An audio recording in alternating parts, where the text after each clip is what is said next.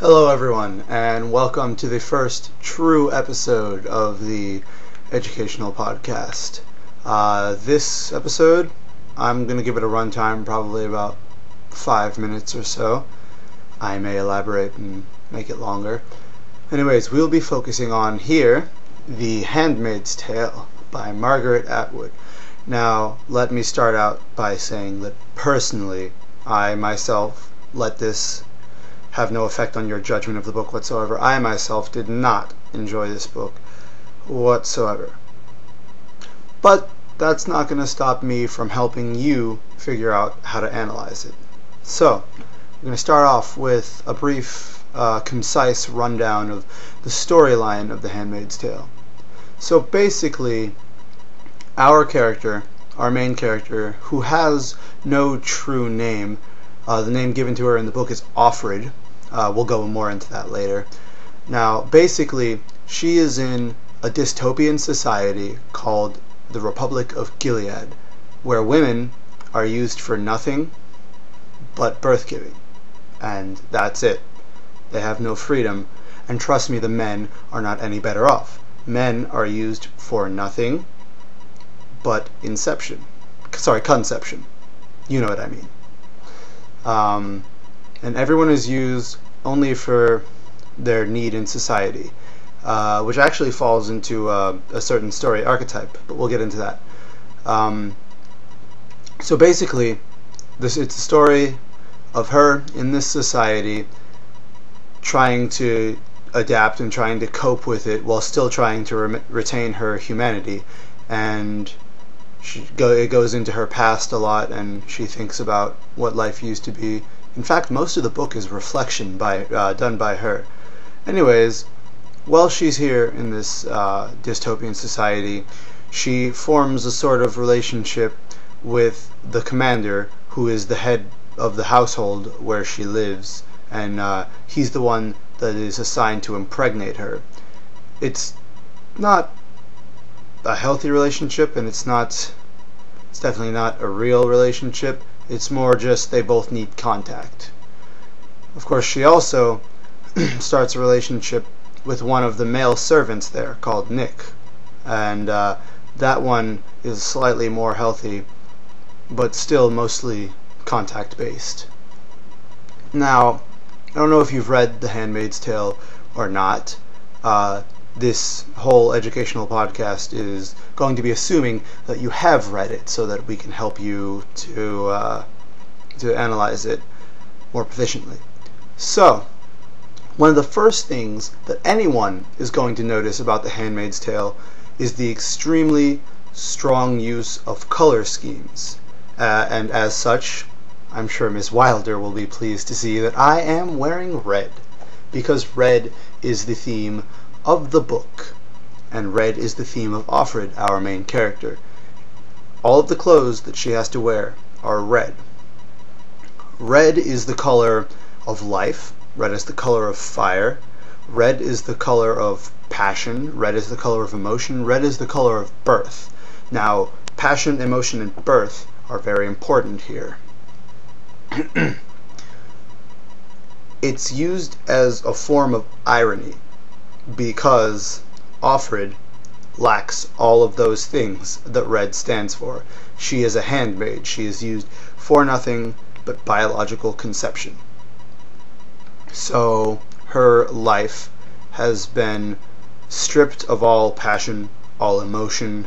The only thing left is birth, and she can't even achieve that. She lives in fear of her menstrual cycle every month, because if she doesn't conceive in a certain amount of time, then she's sent off to be an unwoman, which means she'll be sent off to basically a concentration camp. It might even be worse, if that's possible. The point is that she is forced to wear red because red is everything that she is not. Now, there are other color schemes going on in this book, mainly brown and green. Now, the aunts, or ants, however you would like to pronounce it, they are the female law enforcement, basically. They are the people, they are the women, the older women, they have to be older women, they are the older women who basically conform these younger women, the handmaids, to this society, and they tell them what is right and what is wrong, and they preach the word of God to them, etc., etc. Now, they all wear brown. They wear very stiff, rigid, tight brown clothing, because brown is the color of authority. Brown is the color of an authoritarian rule. Brown is the color of strictness, basically, and that's what they are. That is all that they represent. Now, in the book, Offred has a lot of recollections about her mother. Now, her mother was a hardcore, radical feminist, like way out there. Way out there. Which in itself is sort of odd, because her mother's color scheme was always green, and green stands for life, renewal, rebirth, the earth itself. And as a feminist, as a really hardcore feminist, her mother believed that men were useless to society and women could survive completely on their own without men. Now, I don't know about you guys, but I'm pretty sure that both genders are equally necessary for the birthing process. Now, this is also ironic. Side note here, Margaret Atwood loves biting irony. Anyways, her mother's color scheme was green. Green is rebirth. We're going to focus mostly on rebirth here. Green is rebirth. She hated men, and she felt that they were unnecessary. But without men, there can be no birth, there can be no rebirth. Hence the irony. Now, we're going to go into a couple more colors here on the color scheme, and then we'll get to tying this in to that big point that I wanted to talk about. I mentioned that in the intro. Now, a couple of the other color schemes are white and black. Now, those are very stereotypical color schemes, and if you are in any sort of creative writing or literature or analytical class, you will know that white represents all that is good, pure, light, God, etc., etc. Black represents all that is evil, dark, the bad sides of us, the devil, etc., etc. Now, in the very end of the book, Nick, the one that Offred is having the affair with, what he does is, or what it is made to seem that he does, is he gets her out. He contacts the underground resistance and has Offred transferred to who knows where. It's not Gilead. Now, in the very end, she mentions stepping into the van of the resistance or the law enforcement. It could be either or. It was very open-ended. She mentions stepping into the van, and she describes it two ways. She can either be stepping up into the light, or she can be stepping down into the darkness. Now, quite obviously, she could be stepping up into salvation, or down into ruin. So I just thought I'd cover that as our last piece of color scheme, since I was focusing on that. It's very interesting, and it's left open for you to interpret however you want. So, our next little piece of discussion here, we're going to go into, I don't know if you can see that, we're going to go into archetypes and symbols. Now, I've gone ahead and circled a couple for myself so that I can relate them to you, because I won't be able to remember them on my own because I have horrible memory capacity. Now, the first that we're going to discuss here is the quest. This motif describes the search for someone or some talisman which, when found and brought back, will restore fertility to a wasted land, the desolation of which is mirrored by a leader's illness and disability. Now, Offred is no leader by any stretch of the word, but the quest is still applicable to her story because she is looking for something And as you may have already guessed, what she is looking for is a baby. She is looking to conceive, because that will restore fertility to her wasted land. Now what that means is it's going to restore life to her body, which is currently dead. Her body is currently without conception, without passion. It's empty, it's dead. She may as well be dead because she has nothing. Her quest is for conception. Her quest is for this child, proverbial of course, that will grant fertility to her wasted lands. The next is the task. This refers to a possibly superhuman feat that must be accomplished in order to fulfill the ultimate goal. Now, that's quite easy. The task is to have a baby. The task in itself is not easy. It's easy to figure out what the task is, because she can't conceive. That's the whole thing. She can't have a baby. At least that's how it's made to seem in the book. Now, I hope so far that I'm not being too confusing. Hopefully, you're understanding where I'm coming from here, and I hope that I'm explaining everything, to its fullest extent. Let's continue. The next archetype or symbol is the unhealable wound, described as this wound, physical or psychological, cannot be healed fully. This wound also indicates a loss of innocence or purity. Often the wound's pain drives the sufferer to desperate measures of sadness. Now hold on to that, desperate measures. We're going to come back to that. But right now, the wound needs some water.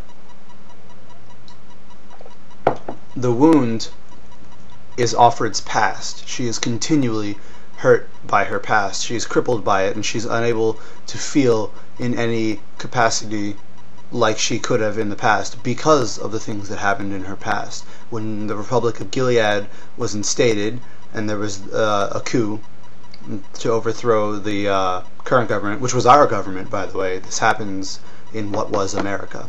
Her husband and her little daughter were taken from her, and her husband was presumably killed, and she is unaware of the state of her daughter, and that has left her emotionally crippled, hence the unhealable wound.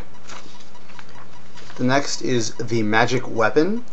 Sometimes connected with the task, this refers to a skilled individual hero's ability to use a piece of technology in order to combat evil, continue a journey, or to prove his or her identity as a chosen individual. Now, remember what I said, Margaret Atwood loves irony. The magic weapon in here, as far as I can see, would be Offred's ability to conceive. The magic weapon is Offred's womb. She can't use it. Offred has lost the ability to conceive. Offred has lost the magic weapon, which is our hint that she is not the hero of this story. And if you have read the book, you know that she is definitely not the hero of this story. You could say she's the anti-hero, which isn't necessarily villain, but she's really more like the fallen hero of our story.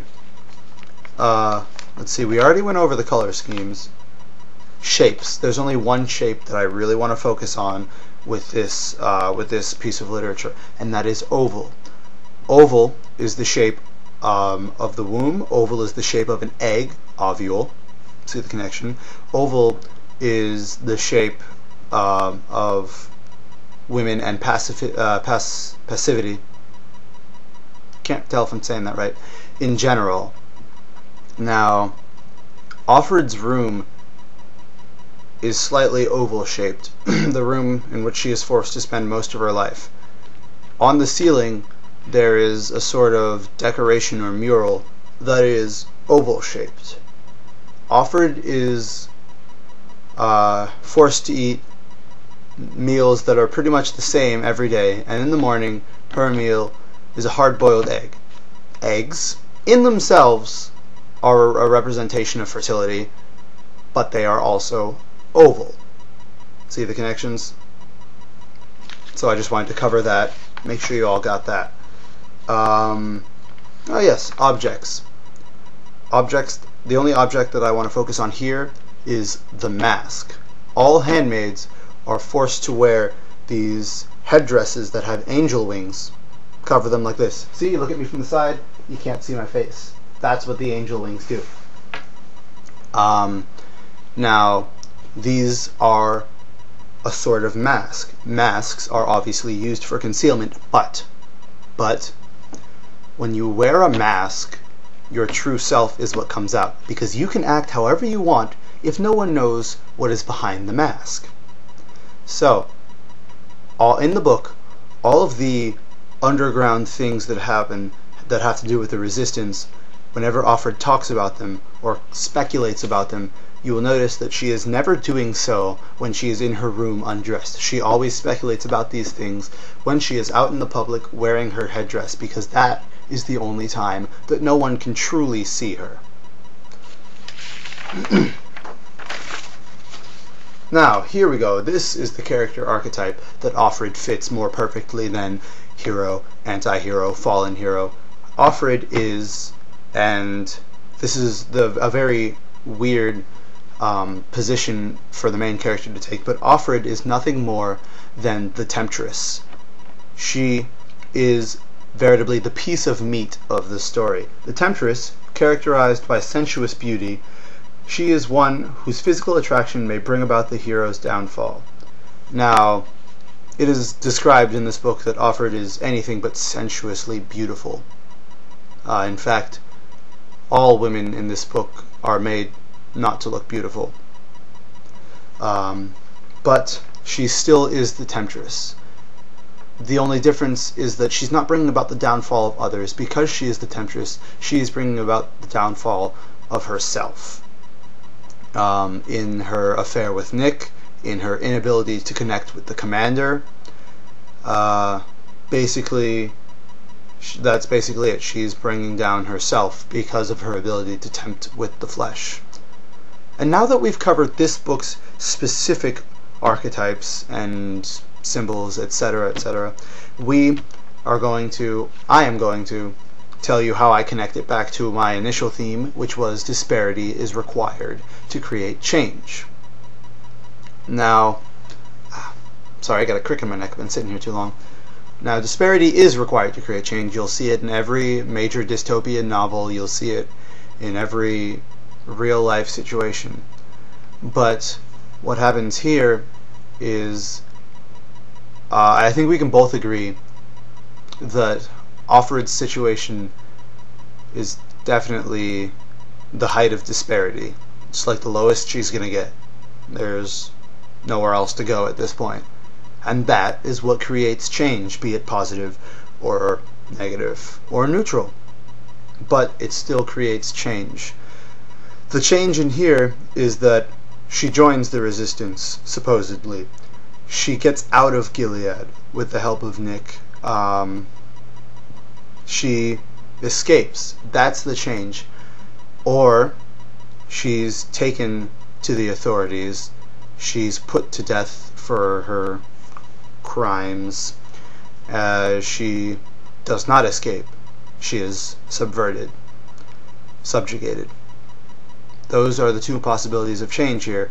But regardless, there is change. And the change can only have been brought about by the fact that her situation is so disgustingly horrible. There is nowhere else that she could have gone. There was no way to get out of Republic of Gilead. That was the end. And that is why she was able to make change. People were able to make change for her, because when we reach our lowest point, we are open to the greatest change. And that's really what I wanted to get to with this piece. So that's about it, and I'll see you guys in a little while for the next piece. Hope you enjoyed it.